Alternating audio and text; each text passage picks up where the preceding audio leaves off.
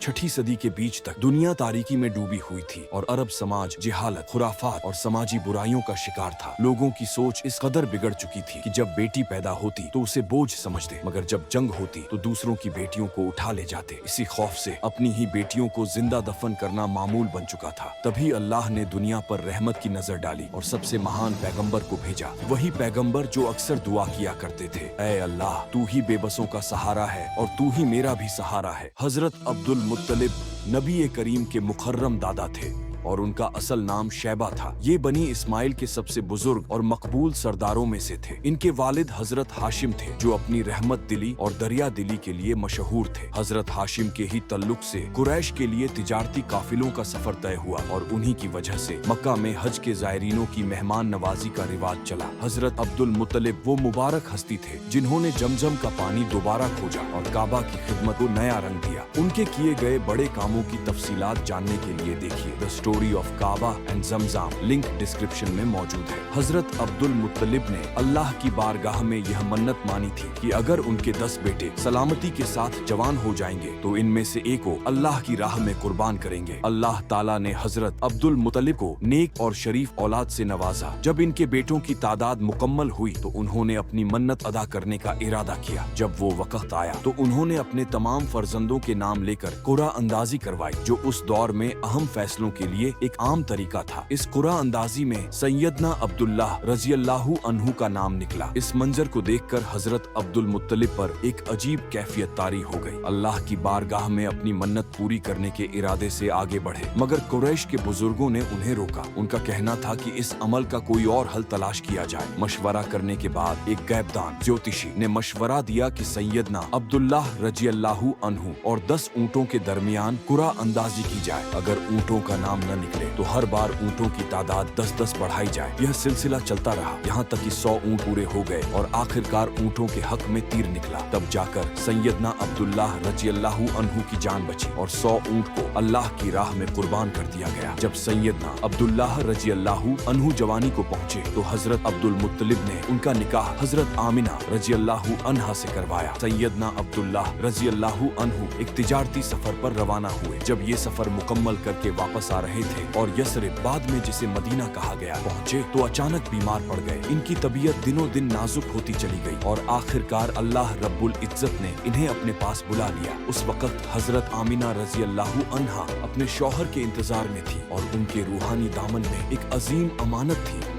नबी करीम रसूलुल्लाह सल्लल्लाहु अलैहि वसल्लम की पैदाइश से कुछ अरसा पहले की बात है। अरब की सरजमीन पर एक बड़ा वाकया पेश आने वाला था। यमन का एक ताकतवर हुक्मरान था अब्राहा। वो चाहता था कि लोग मक्का के काबा को छोड़कर उसके बनाए हुए चर्च की तरफ रुख करें, लेकिन जब उसने देखा कि अरब के लोग फिर भी सिर्फ काबा की ही ताजीम करते हैं तो उसका गुस्सा भड़क उठा। अब्राहा ने एक खतरनाक इरादा किया, अगर लोग काबा को छोड़कर नहीं आएंगे तो मैं काबा को ही मिटा दूंगा। मक्का के बाशिंदे इस खतरे से वाकिफ हो चुके थे, सब घबराए हुए थे। उन्होंने रसूलुल्लाह सल्लल्लाहु अलैहि वसल्लम के दादा हजरत अब्दुल मुत्तलिब से मशवरा किया। हजरत अब्दुल मुत्तलिब ने इत्मीनान से फरमाया, यह घर काबा अल्लाह का है और वही इसकी हिफाजत करेगा। अब्राहा की फौज मक्का के करीब पहुंच चुकी थी। उसके सिपाहियों ने काबा पर हमला करने के लिए महमूद हाथी को आगे किया, लेकिन जैसे ही उसे काबा की तरफ बढ़ाया गया वो वहीं जम गया। सिपाही उसे कोड़ों से मारते हैं, जबरदस्ती खींचते हैं, लेकिन वो टस से मस नहीं होता। मगर जब उसे किसी और दिशा में घुमाया जाता तो वो चल पड़ता। अब्राहा और उसकी फौज हैरान रह गई। बादलों की तरह काले झुंड नजर आते हैं। यह कोई आम बादल नहीं, यह अबाबील परिंदों के झुंड थे। हर परिंदा अपनी चोंच और पंजों में छोटे छोटे सख्त पत्थर लिए हुए था और फिर अचानक वो पत्थरों की बारिश शुरू हो गई। हर पत्थर किसी न किसी सिपाही को लगकर उसे गला देता। अब्राहा की पूरी सेना तबाह हो गई। वो खुद भी जख्मी हालत में किसी तरह यमन पहुंचा, मगर कुछ ही दिनों में हलाक हो गया। और इस तरह बिना किसी इंसानी मदद के अल्लाह ने अपने घर काबा की हिफाजत की। यह वाकया सिर्फ एक जंग नहीं था, यह एक पैगाम था, एक अलामत थी कि अब दुनिया में कुछ बड़ा होने वाला है। यह वही साल था जब इस कायनात के सबसे मुबारक इंसान ने इस दुनिया में कदम रखा। उस साल को आमुल फील यानी हाथी का वर्ष कहा गया।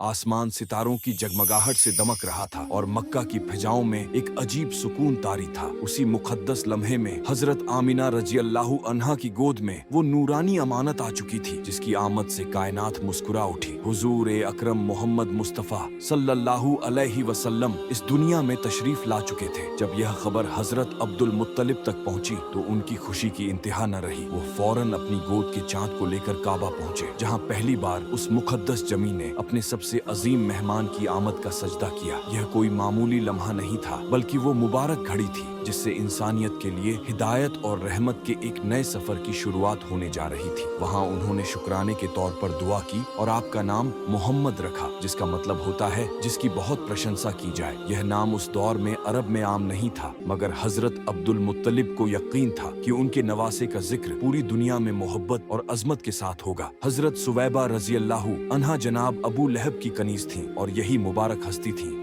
जिन्होंने सबसे पहले नबी करीम रसूलुल्लाह सल्लल्लाहु अलैहि वसल्लम को अपना दूध पिलाने का शर्फ हासिल किया। जब आपके चाचा अब्बू लहब को इस बात का इल्म हुआ कि उनकी कनीज ने आपके मुबारक आगमन पर आपको दूध पिलाया है, तो उन्होंने खुश होकर हजरत सुवैबा रजी अल्लाहु अन्हा को आजाद कर दिया। अब्बू लहब मक्का के सरदारों में से एक था और इस्लाम का सख्त दुश्मन था। हालांकि वह नबी करीम के सगे चाचा थे, लेकिन जब नबी करीम ने अल्लाह के हुक्म से पैगंबरी का ऐलान किया तो वह आपका सबसे बड़ा मुखालिफ विरोधी बन गया। लेकिन इससे पहले कि हम इस अहम मोड़ पर जाएं, आइए नबी करीम के मुबारक बचपन के बारे में जानते हैं, जहाँ से आपकी जिंदगी की बुनियाद रखी गई। क्या आप जानते हैं नबी करीम के बचपन में दो शख्स आए और उन्होंने नबी करीम का सीना चीरकर उनका दिल निकाल लिया। आखिर कौन थे वो दो शख्स? उन्होंने ऐसा किसके कहने पर किया? रहमत की इस अनोखी दास्तान को जानने के लिए अगला पार्ट शके सदर सीना चीरने का वाकया जरूर देखें।